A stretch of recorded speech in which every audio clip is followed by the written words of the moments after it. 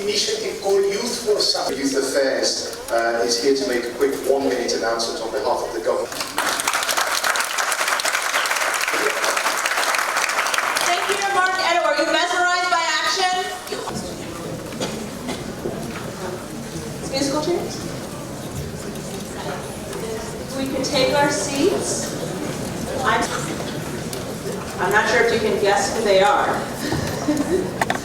But it is my sincere pleasure to welcome the United Nations Deputy Secretary General, Amina Mohammed, and UNICEF Youth Advocate Timoci Naulusala, the co-chairs of today's Intergenerational Town Hall.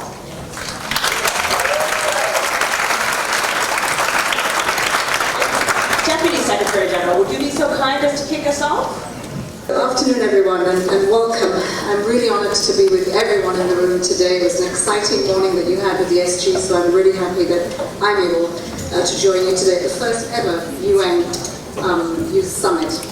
Hundreds of young leaders have travelled across the world to be here, and we've seen you this morning. You're still here this afternoon. But let me reiterate the message of the SG this morning.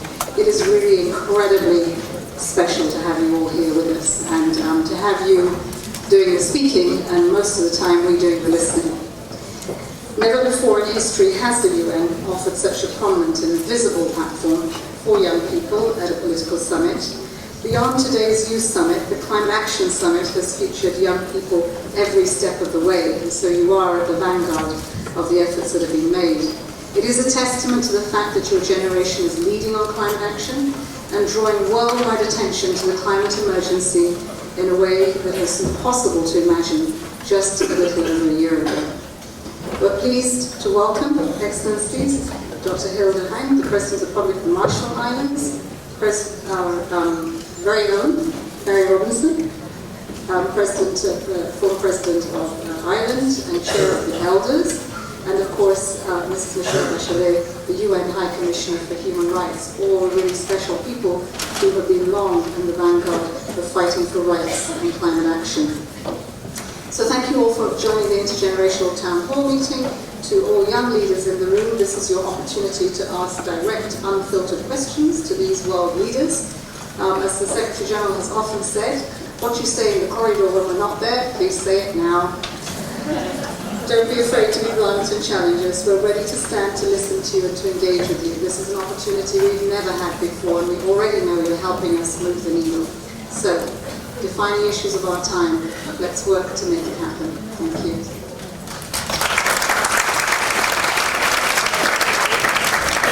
Excellencies, distinguished guests, young children, young people, good afternoon and welcome.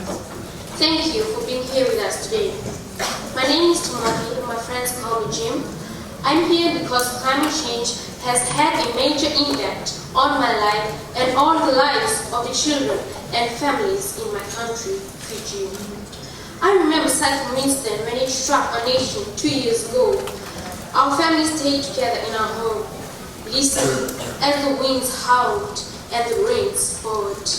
I have never heard anything like that. It was the loudest thing I have ever heard. I was afraid.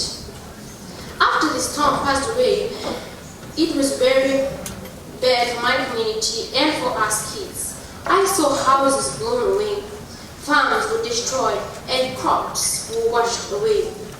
I know people who lost their family. My school was badly damaged, books and school supplies were gone. Today things are still not right. We are not back to where we were. For those of us who live in island nations, we are already seeing and feeling and living the consequences of a warming planet. But I am not alone. Please raise your hand if you or someone you know has been affected by climate change.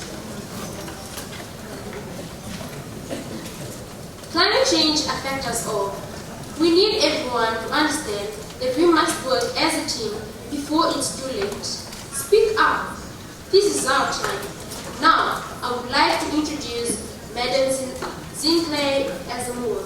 Madam, the floor is yours. Thank you so much, UN Deputy Secretary General Amina Mohammed, UNICEF Young Advocate, Excellencies, government officials, young activists, global citizens. Thank you all for joining us here. Non parlo italiano, please put your headsets on. We need to, I'm going to ask you to walk back and then they can clap for you. We just heard from Olympians who reminded us of why the climate crisis is so big and so pressing. And several partners, including the Fijian Youth Federation, to train.